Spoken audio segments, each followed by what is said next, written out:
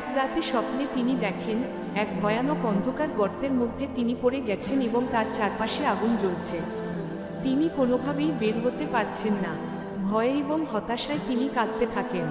ঠিক তখনই এক নুরানি ব্যক্তি এসে তাকে বলেন, হে বান্দা, তুমি যদি আল্লাহর দিকে ফিরে না আসো তবে তোমার পরিণতি এমনই হবে। আসসালামু আলাইকুম ওয়া রাহমাতুল্লাহ ওয়া বারাকাতুহু। মানুষ জন্মগতভাবেই ভুলের সাগরে বিচরণকারী। আমরা প্রত্যেকে কোনো না কোনোভাবে গুনার পথ বেছে নিই, হয় জেনে অথবা না জেনে। কিন্তু আল্লাহর করুণা এতটাই বিশাল যে যখনই একজন বান্দা অনুতপ্ত হয়ে তার দিকে ফিরে আসে তখন আল্লাহ তাকে ক্ষমা করে দেন। এই গল্প একজন সফল ব্যবসায়ী, যিনি দুনিয়ার মোহে পড়ে হারিয়ে গিয়েছিলেন কিন্তু আল্লাহর অশেষ রহমতে ফিরে আসতে পেরেছিলেন। গল্পের শুরু, সৎ ব্যবসায়ী থেকে লোভী ব্যবসায়ীতে পরিণতি। আব্দুল রহিমের শৈশব খুব সাধারণ ছিল। বাবা ছিলেন একজন সাধারণ মুদি দোকানি, যিনি সততার সঙ্গে ব্যবসা করতেন। ছেলেকে তিনি সবসময় ন্যায়বিচারের শিক্ষা দিয়েছিলেন। কিন্তু সময়ের সঙ্গে সঙ্গে বড় হতে হতে আব্দুল রহিম দেখতে পেল যে যারা অসৎ উপায়ে ব্যবসা করে তারাই সমাজে দ্রুত ধনী হয়ে যায়। ধীরে ধীরে তার হৃদয়ে এক ধরনের লোভ বাসা বাঁধে। তিনি মনে করলেন সৎ পথে ব্যবসা করে কখনো ধনী হওয়া সম্ভব নয়। একদিন এক বন্ধুর পরামর্শে তিনি ব্যাংক থেকে সুদের ভিত্তিতে ঋণ নেন। প্রথম দিকে কিছুটা দ্বিধা থাকলেও ধীরে ধীরে তিনি এটিকে স্বাভাবিক মনে করতে থাকেন। ব্যবসা বাড়তে থাকে, তিনি সমাজে পরিচিত হতে থাকেন। মানুষের সামনে দান সদকা করলেও তার হৃদয়ে আল্লাহর ভয় কমে আসতে থাকে। অন্ধকার থেকে আলোর পথে। তিনি ছিলেন এক সময়ের নামাজি মানুষ। ছোটবেলা থেকে ইসলামের আলোয় বেড়ে ওঠা এই ব্যক্তি যখন দুনিয়ার রঙিন মোহে পড়ে যান তখন ধীরে ধীরে তিনি আল্লাহর স্মরণ থেকে দূরে সরে যান। ব্যবসার প্রসার ঘটানোর জন্য তিনি সুদ, প্রতারণা এবং অসৎ পথ অবলম্বন করেন।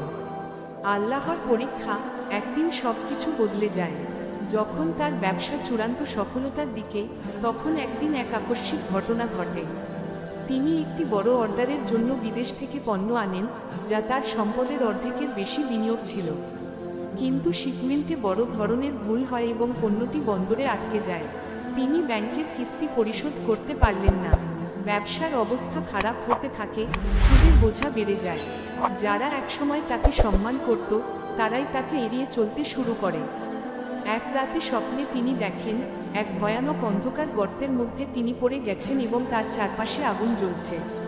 তিনি কোনোভাবেই বের হতে পারছেন না। ভয়ে এবং হতাশায় তিনি কাঁদতে থাকেন।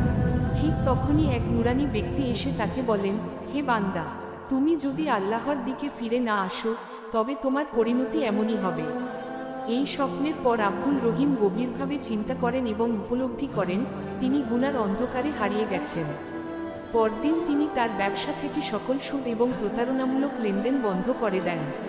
তিনি আল্লাহর দরবারে তাওবা করেন এবং 5 ওয়াক্ত নামাজ শুরু করেন। হাদিসের আলোকে তাওবা, রাসূলুল্লাহ সাল্লাল্লাহু আলাইহি ওয়াসাল্লাম বলেছেন, তাওবাকারী সেই ব্যক্তির মতো যে কখনো গুনাহ করেনি। ইবনে মাজাহ, হাদিস 4250। আল্লাহ তাআলা বলেন, হে আমার বান্দারা, যারা নিজেদের উপর জুলুম করেছ তোমরা আল্লাহর রহমত থেকে নিরাশ হও না। নিশ্চয়ই আল্লাহ সমস্ত গুনাহ মাফ করে দেন, তিনি ক্ষমাশীল, পরম দয়ালু। সূরা আজ-জুমার 53। রাসূল সাল্লাল্লাহু আলাইহি ওয়াসাল্লাম আরও বলেন, আল্লাহ সেই বান্দার তাওবা কবুল করেন যে মৃত্যুর আগে অনুতপ্ত হয়। তিরমিজি, হাদিস 3537। তাওবার সুফল। আব্দুল রহিম যখন সত্যিকার অর্থে তাওবা করলেন তখন তার জীবনে এক আশ্চর্য পরিবর্তন এল। তিনি ব্যবসায় সততা বজায় রাখা শুরু করলেন এবং আশ্চর্যের বিষয়, তার ব্যবসা আগের চেয়ে অনেক বেশি বরকতময় হয়ে উঠল। আল্লাহর রহমতে তার মনে প্রশান্তি ফিরে এল এবং তিনি জান্নাতের আশায় নেক আমল করতে লাগলেন। ফজিলত, আল্লাহর কাছে ফিরে আসার পুরস্কার।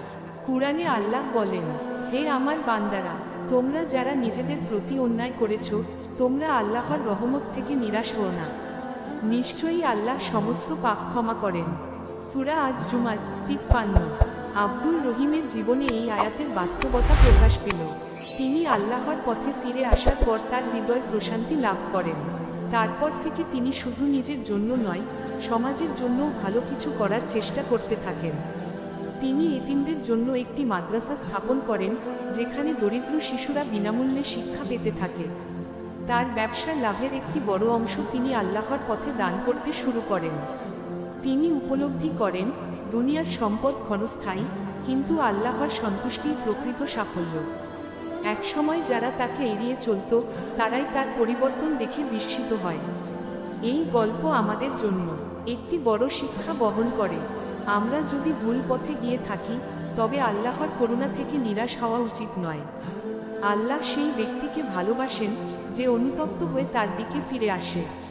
আসুন আমরাও আমাদের গুনাহের জন্য অনুতপ্ত হই এবং আল্লাহর কাছে তাওবা করি, যাতে তিনি আমাদের ক্ষমা করে দেন এবং সঠিক পথে পরিচালিত করেন।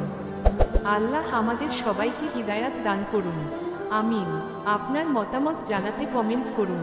আপনি কি মনে করেন দুনিয়ার মোহ আমাদের সত্য পথ থেকে সরিয়ে নিতে পারে? এই গল্প থেকে আপনি কি শিক্ষা পেলেন? আপনার মতে একজন মানুষ কিভাবে সত্যিকারের তাওবা করতে পারে? কমেন্টে জানান। আহ্বান, ভাই ও বোনেরা, আল্লাহর রহমত থেকে নিরাশ হবেন না। আল্লাহর কাছে ফিরে আসুন, তাওবা করুন এবং সৎ পথে জীবনযাপন করুন। এই গল্পটি শেয়ার করুন, যেন আরও অনেক মানুষ এই বার্তা জানতে পারে। মহানবী বার্তা চ্যানেলটি সাবস্ক্রাইব করুন, লাইক দিন এবং নোটিফিকেশন অন করে রাখুন, যেন ইসলামিক জ্ঞান অর্জনে কোনো ভিডিও মিস না হয়। সত্যের বার্তা ছড়িয়ে দিন, নবীজির শিক্ষা অনুসরণ করুন।